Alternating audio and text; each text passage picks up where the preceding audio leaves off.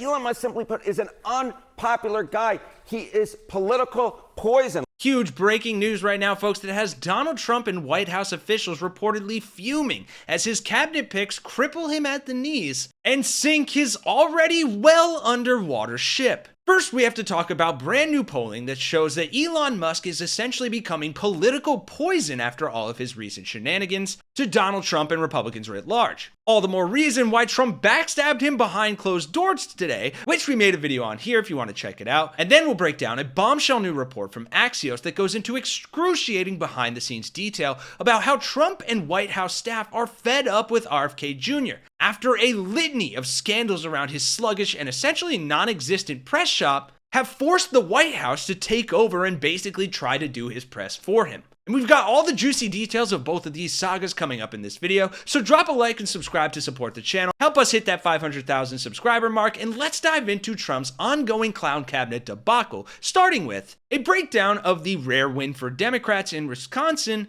that stunned Trump, Musk, and Republicans while making clear that Elon Musk is becoming a massive liability for the regime as a whole. This morning, you can find some Democrats smiling, maybe for the first time in the last few months. That's after some good special election results, an outright win in Wisconsin, and some better margins in the state of Florida. So what does it all mean and what really happened? CNN Chief Data Analyst Harry Enton is here. Let's start with a little bit of Wisconsin, right? An amuse-bouche on Wisconsin. This was a race. Elon Musk spent big in this race to sway the Supreme Court race there. And he also went to Wisconsin, which may honestly have backfired. Yeah, I think it may have backfired. Look, I think if there's one thing we should be taking away from the results in Wisconsin and the polling that we have from Wisconsin and national, if you are a Republican candidate running in a swing state, you don't want Elon Musk anywhere near you. Yes, maybe you like the money, but you do not want his presence in your state. Why is that? Elon Musk, simply put, is an unpopular guy.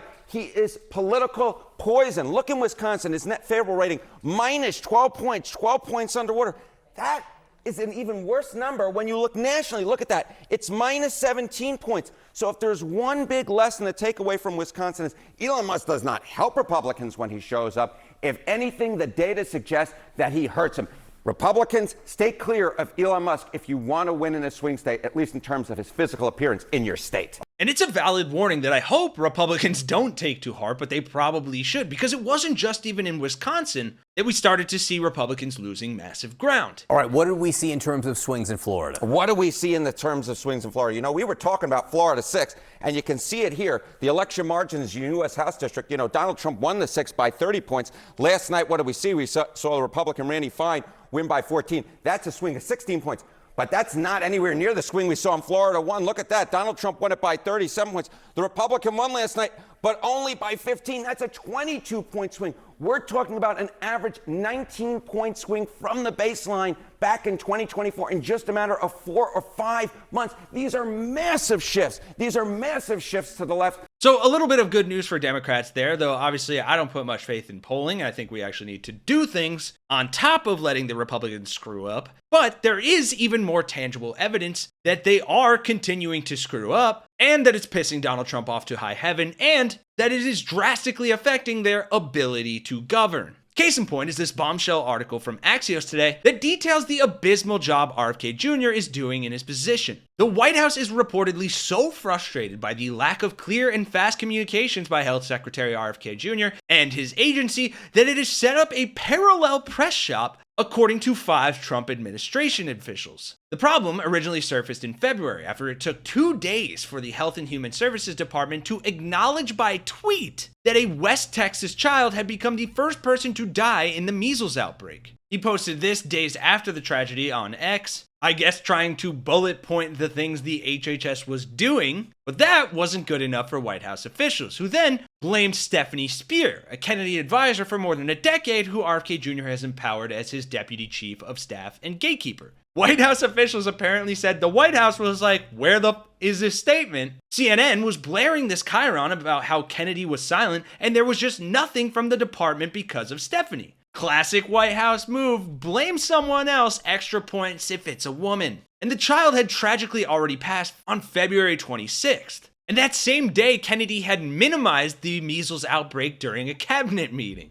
And since that debacle, the White House communications team has handled more press relations on behalf of HHS than any other department in the government, with more White House officials saying this shouldn't be the White House's job, but here we are. And this dysfunction at the HHS has crucial political and policy ramifications. The department oversees disease response, so public communication is at a premium, and Kennedy's Make America Healthy Again coalition was key to Trump's victory last year. Interestingly, HHS's career employees tend to be more liberal or moderate than Trump administration officials, and that's led to a lot of friction and mistrust, with another White House aide saying it's a mess over there. The career employees hate us and are always undermining us and leaking stuff to the media. And then there's this small circle of trust with Stephanie that hasn't expanded. And all of that has led to the White House and supporters of Kennedy growing frustrated at what they see as a lack of communication from the HHS, which is probably part of the case, but it also is partially them being sabotaged from within. And Axios points out that a lot of this can be seen as retaliation for a series of moves by Kennedy's top aide that they say have been a drag on his department. On January 21st, day 2 of the Trump administration, Spear halted all department external communications, including the Morbidity Mortality Weekly Reports,